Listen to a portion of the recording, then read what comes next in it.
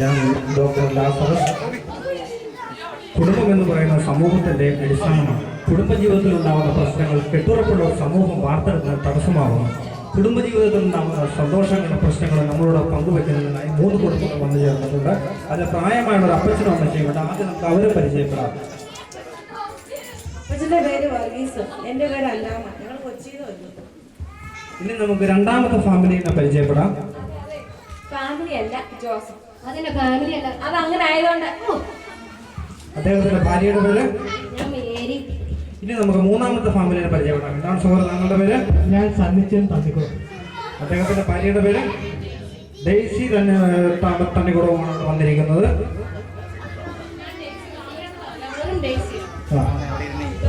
ഡോക്ടറെ, എനിക്കൊരു കാര്യം പറയാനുണ്ട്. എന്താണ് നമുക്ക് പറയാനുള്ളത്? ഞാൻ നാട്ടിൽ നിന്ന് ജോലി ലീവ് കളഞ്ഞിട്ട് ഇവിടെ വന്നിരിക്കുന്നത്.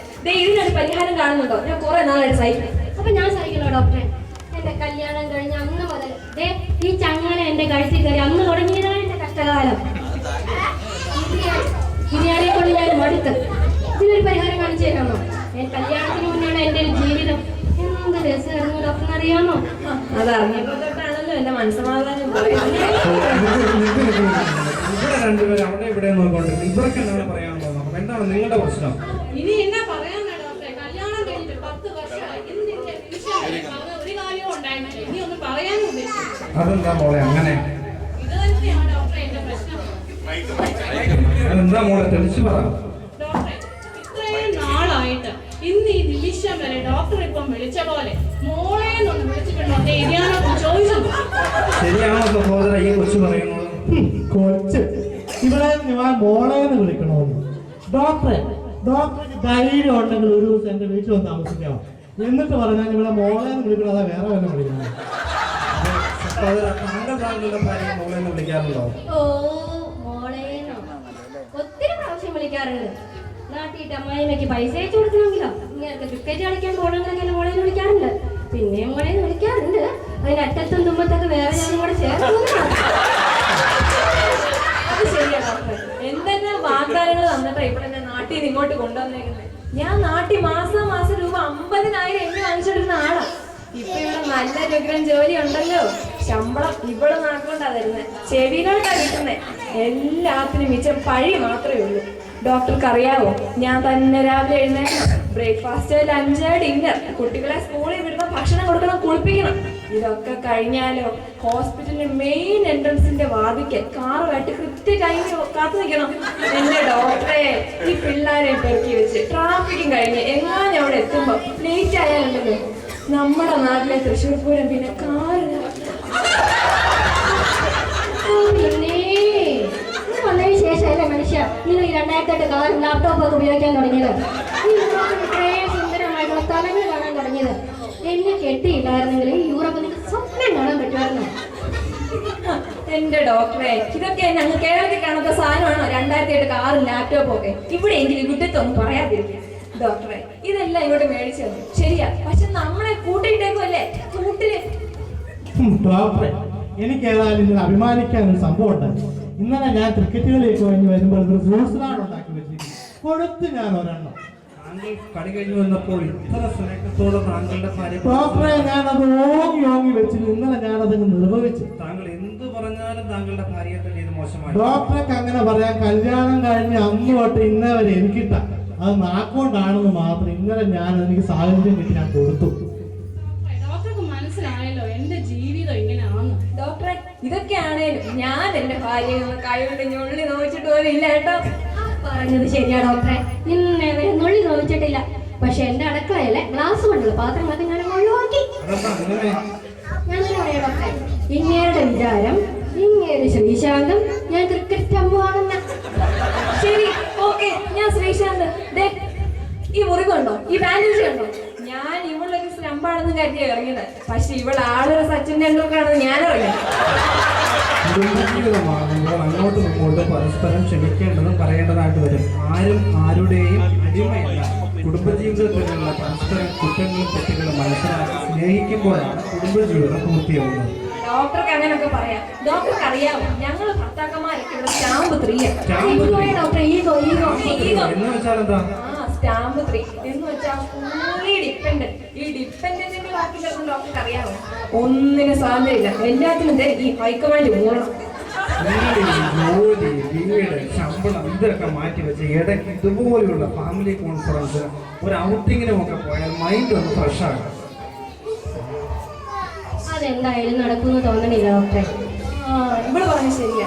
ഞങ്ങൾ രണ്ടുപേരും ഒരുമിച്ച് പോകണമെങ്കിൽ 2 സ്റ്റിയറിംഗ് ഉള്ള വണ്ടി ഇറക്കണം കേട്ടോ. ഡോക്ടറെ, എനിക്ക് ആ പ്രശ്നമില്ല. ഞാനിപ്പോ വണ്ടി ഓടിക്കാറേ ഇല്ല. അതെന്താ? ഡ്രൈവിംഗ് അറിയില്ല? ഡ്രൈവിംഗ് നല്ലതായിട്ട് അറിയാം. കല്യാണം കഴിഞ്ഞ സന്തോഷത്തിൽ ഞാൻ ഇവിടെ ഡ്രൈവിംഗ് പഠിപ്പിച്ചു. അതിനുശേഷം ഇവിടെ വന്ന് അയർലൻഡിൽ വന്ന് RSA പഠിച്ച് ഫുൾ ലൈസൻസ് എടുത്തു. അതിനുശേഷം എൻ്റെ ഡോക്ടറെ ഞാൻ ഡ്രൈവിംഗ് സീറ്റ് കണ്ടിട്ടില്ല. ഇപ്പോൾ ഒരുമാതിരി അൾസമേഴ്സ് വന്ന് അച്ചായന്മാരെ രക്ഷാതി ഇരിക്കുന്നത് ഈ ഇരിപ്പാണ്.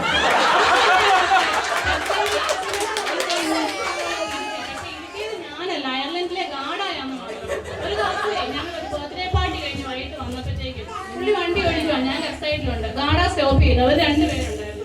ഒരാൾ പറഞ്ഞു ഒരു കുഴലിക്കൂടെ ഊതാൻ പറഞ്ഞു. 1-2 പ്രാവശ്യം ഊതി കഴിഞ്ഞപ്പോഴത്തേക്കും ആ സ്ത്രീ പറഞ്ഞു പുറത്തോട്ടിറങ്ങി നിൽക്കാൻ പറഞ്ഞു. ഒരു വര കാണിച്ചിട്ട് പറഞ്ഞു നടക്കാൻ പറഞ്ഞു വരയിൽ കൂടെ. നോക്കുമ്പോൾ നാട്ടിലെ ചാക്യാക്കൂത്ത് കളിക്കുന്നത് അങ്ങോട്ടും ചാടി ഇങ്ങോട്ടും ചാടി. കുറച്ച് കഴിഞ്ഞപ്പോൾ എന്നോട് വന്ന് പറഞ്ഞു അടുത്ത ആള് വണ്ടിയിൽ നിന്ന് ഇറങ്ങി നോക്കാൻ പറഞ്ഞു. ഒരു ഗാഡ ഒളിച്ചോണ്ട് പോയി. രണ്ടാമത്തെ ആള് ഇയാളെ കൊണ്ട് ഒന്ന് പോയി. ഇങ്ങനെയാണെങ്കിൽ അവിടെ ചെന്നിട്ട് പിന്നെ വിളിയാ. അവസാനം ഞാൻ പിന്നെ ഞങ്ങളുടെ പള്ളിയിലെ ബാബുവൈദ്യാസത്തിനെ വിളിച്ചു പറഞ്ഞു. അച്ഛൻ പിന്നെ ലൈസൻസും കട്ടായി. ഇനിയിപ്പോ ലെഫ്റ്റ് സൈഡിലല്ലാതിരിക്കാൻ പറ്റും. ഡോക്ടറെ, ഞാനൊരു പരാതി പറയണം. ഞാനൊരു കാര്യം പറയട്ടെ ഡോക്ടർ. ഞാൻ ദിവസവും ഈ ഡ്യൂട്ടി കഴിഞ്ഞ് കഷ്ടപ്പെട്ട് വന്ന് കഴിയുമ്പോൾ ഭയങ്കര കഷ്ടപ്പെട്ടാണ്. എന്നോടൊരു നല്ല വാക്ക്, സ്നേഹത്തോടെ ഒരു വാക്ക് എന്നോടൊന്ന് പറയാനോ പറയൂല. ഡോക്ടർക്ക് അറിയാമോ, അപ്പുറത്തെ ആ ലൂസിയാമ്മ അവള് ജോലിക്ക് പോകുമ്പോൾ മാത്തച്ചായന അവക്കടെ ബാഗിൽ ബ്രേക്ക്ഫാസ്റ്റ്, ലഞ്ച്, ഫ്രൂട്ട്സ് എല്ലാം എടുത്തു വെച്ച് കൊടുക്കും. ഡ്യൂട്ടിക്ക് ചെന്നിട്ട് അവൾ ബാഗ് തുറന്ന് നോക്കുമ്പോൾ അറിയണം എന്നാക്കി വെച്ചേക്കണേന്ന് തന്നെ. അത് കൂടാതെ ഇടയ്ക്ക് വിളിക്കുമ്പോൾ മോളെ നിനക്ക് തിരക്കാണോ, ക്ഷീണിച്ചോ എന്നൊക്കെ ചോദിക്കും. അതൊക്കെ പോട്ടെ, അതൊന്നും വേണ്ട.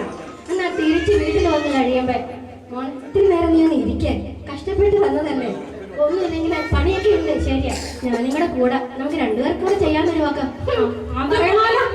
അതും പോരാഞ്ഞിട്ടോ പുള്ളി ലീവിന് പോയിട്ട് ഓരോരോ പ്രാവശ്യം വരുമ്പോ ആഭരണങ്ങളായിട്ടും സാരി ആയിട്ടും birthday gift, engagement day gift, പെണ്ണ് കാണാൻ വന്ന ദിവസത്തെ ഗിഫ്റ്റ്.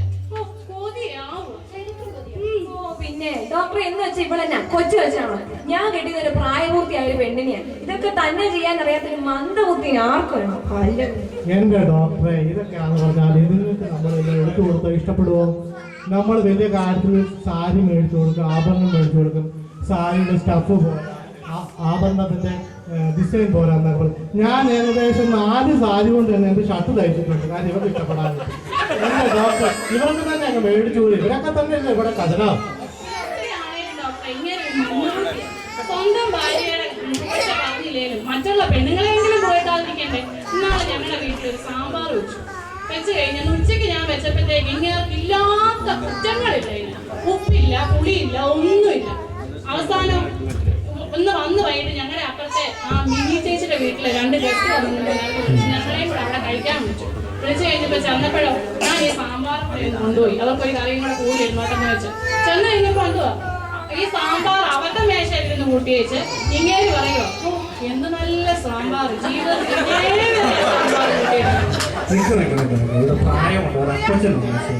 അവർക്ക് എന്താണ് പറയാനുള്ളത്? എൻ്റെ പൊന്നു മക്കളെ, എൻ്റെ പിള്ളേരുടെ അപ്പച്ചൻ എൻ്റെ 14ാമത്തെ വയസ്സിൽ കെട്ടിക്കൊണ്ട് വന്നതാണ്. കഴിഞ്ഞ ഏകദേശത്തിൽ 55 വർഷം കഴിഞ്ഞു. ഞങ്ങൾ തമ്മിലും പരസ്പരം വഴക്കും പിണക്കങ്ങളും ഒക്കെ ഉണ്ടായിട്ടുണ്ട്. പക്ഷെ ഞങ്ങൾ അതൊക്കെ സന്ധ്യാപ്രാർത്ഥനയ്ക്ക് മുമ്പ് തന്നെ പറഞ്ഞു തീർക്കും. പിന്നെ ചട്ടിയും കലമായതോ തട്ടിന്നും മുട്ടിന്നും ഒക്കെ ഇരിക്കും. എനിക്കിപ്പോൾ കണ്ടില്ലേ, എനിക്ക് ഇങ്ങേർക്ക് ഞാനും മാത്രമേ ഉള്ളൂ. ഞാൻ കുറേ നേരമായി നിങ്ങൾ പറയുന്ന പരാതികളും പരിഭവങ്ങളും ഒക്കെ കേൾക്കുന്നു. ഇനി ഞാൻ ഒരു കാര്യം പറയട്ടെ, നിങ്ങൾ പരസ്പരം ചെയ്തിരിക്കുന്ന എന്തെങ്കിലും ഓരോ നല്ല കാര്യങ്ങൾ ഓർത്ത് പറഞ്ഞേ, ബാക്കി പിന്നെ പറയാം. അത് പിന്നെ ശരിയാണ് ചേച്ചി. ഞാന് കാര്യം ഇതൊക്കെ ഈ എടുത്തിലാണ്ടവും തൊണ്ടൊക്കെയാന്ന് പറഞ്ഞാല് ഇങ്ങനെ ആളൊരു പാവം. ഞാൻ എൻ്റെ മൂത്ത കൊച്ചിനെ പ്രഗ്നന്റ് ആയിരുന്ന സമയത്ത് ഷുഗറും പ്രഷറും ഒക്കെ ആയിട്ട് ആടുന്നൊക്കെ അങ്ങ് ബെഡ് റെസ്റ്റ് ആയിരുന്നു. ആ സമയത്ത് ഇങ്ങേരുടെ ആ വെപ്രാളവും വിഷമമൊക്കെ കാണുമ്പോൾ എനിക്കും ഒന്ന് വിഷമമായിരുന്നു. എന്നിട്ട് മഞ്ഞിനിക്കരയിൽ 3 ദിവസം നടന്നു പോകുന്നു, 8 നോയം എടുക്കുകയൊക്കെ ചെയ്ത് കാര്യം ഇതൊക്കെയാണെന്ന് പറഞ്ഞാൽ ഉള്ളി സ്നേഹമൊക്കെ ഉണ്ട്. എന്റെ ഡോക്ടറെ, നമുക്ക് ആ സമയത്ത് അല്ലാതെ എന്നാ ചെയ്യാൻ പറ്റും? ഒത്തിരി ആഗ്രഹിച്ച അവള് നമുക്കൊരു കുഞ്ഞുണ്ടായിരുന്നു. ആ സമയത്ത് ഡെലിവറി സമയത്ത് പ്രശ്നം കൂടുന്നു, ഡയബറ്റിക് കൂടുന്നു, എന്നെ കൊണ്ട് എല്ലാം സാധിക്കും, പ്രാർത്ഥിക്കാനല്ല. ഇതൊക്കെ പറഞ്ഞാലും ഞങ്ങൾ ഇവള് വെറും പാവമാണ്. എനിക്ക് നന്നായി അമ്മച്ചി, പിന്നെ ഇതൊക്കെയാണെങ്കിലും ഞാൻ പണ്ട് കുറച്ച് നാൾ ആക്സിഡന്റ് ആയിട്ട് അനങ്ങാൻ വയ്യാണ്ട് കിടന്നേ. അന്ന് ദേ ഇവിടെ നോക്കിയതുപോലെ എന്നെ വേറെ ഒരു പെണ്ണും നോക്കുമെന്ന് എനിക്ക് തോന്നുന്നില്ല. ദേ ഒരു രീതി പറഞ്ഞ് ഇവളോട് ഞാൻ ഒത്തിരി കടപ്പെട്ടിരിക്കുന്നു. ഓട്ടെ അച്ചായൻ, അച്ചായനെ ഞാനല്ലാതെ ആരാ നോക്കണം? ഈ ലോകത്തല്ലാതെ ആരാ എന്റെ അച്ചായൻ നോക്കാനുള്ളത്? എനിക്ക് എന്റെ അച്ചായനല്ലാതെ ആരുമില്ലല്ലോ. കണ്ടോ മക്കളെ, ഇപ്പം മനസ്സിലായല്ലോ നിങ്ങൾക്ക് വഴുക്കുകൾ മാത്രമല്ല സ്നേഹം ഉണ്ടെന്ന്. കുറ്റങ്ങളും കുറവുകളും മാത്രം കണ്ടുകൊണ്ടിരുന്നാൽ പിന്നെ അതിനേ നേരം ഉണ്ടാവും. എല്ലാവരിലും നന്മയുണ്ട്, അത് കാണുവാനും പരസ്പരം ബഹുമാനിക്കാനും ശ്രമിക്കുക. കേട്ടിട്ടില്ലേ? താഴ്ചയുള്ളത്തെ നീരോടൂ. പഴയകാല ജീവിതത്തിനെ അപേക്ഷിച്ച് ഇപ്പോഴത്തെ ജീവിതത്തിന്റെ പ്രധാനപ്പെട്ട പ്രശ്നം നിങ്ങളിൽ ആരും പ്രാർത്ഥനയില്ല എന്നുള്ളതാണ്. പ്രാർത്ഥനയ്ക്ക് ദൈവികമായിട്ട് മാത്രമല്ല, സൈക്കോളജിക്കലായിട്ട് ഒരുപാട് വശങ്ങളുണ്ട്. രണ്ടുപേരും ഒരുമിച്ച് പ്രാർത്ഥിച്ച് ഒരുമിച്ച് ഭക്ഷണം കഴിക്കുമ്പോൾ നിങ്ങളുടെ ഇടയിലുള്ള പ്രശ്നങ്ങളെല്ലാം പകുതി അവിടെ തീരുകയാണ്. കൂടാതെ ബൈബിളിൽ പറഞ്ഞിട്ടുള്ളതുപോലെ ഭാര്യ ഭർത്താവിന് കീഴ്പ്പെട്ടിരിക്കുകയും ഭർത്താവ് ഭാര്യയെ സ്നേഹിക്കുകയും ചെയ്യുമ്പോൾ ഒരു സന്തോഷമുള്ള കുടുംബമുണ്ടാകുന്നു.